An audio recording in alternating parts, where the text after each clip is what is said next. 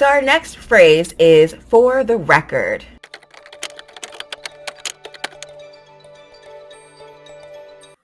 that everybody knows, you don't really have to hide or lie to people. For the record, I never wanted to lie to you. So for the record means you want to be very clear that whatever you are about to say, you want it to be public. You want people to know. You want people to remember.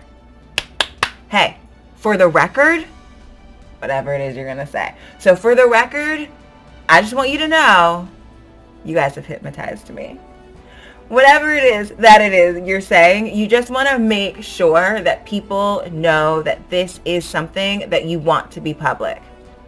Off the record is the opposite of this, and in that case, you don't want it to be public. So off the record is something that you will see used with journalists. So with a source, someone might say, hey, this is off the record, which means you can't print that. You can't say that I said that. Sometimes you'll say it with a friend, like maybe you're gossiping and talking about someone, and you'll say, listen, off the record, last night he was looking a little rough, wasn't looking so great.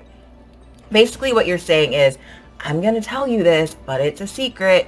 You can't tell people this. You can't say that I said this. On the record means I want you to know that this is what I'm saying. So for the record, you're just saying, I want you to know this is what I'm saying. I said it. I want you to know I said it. I want you to remember that I said it. I'm being a little aggressive as I'm saying this. It is not an aggressive phrase. You can just simply say, listen, for the record, I just want you to know that I think you did a really great job. For the record, I actually think you were right in this situation. I think she was wrong.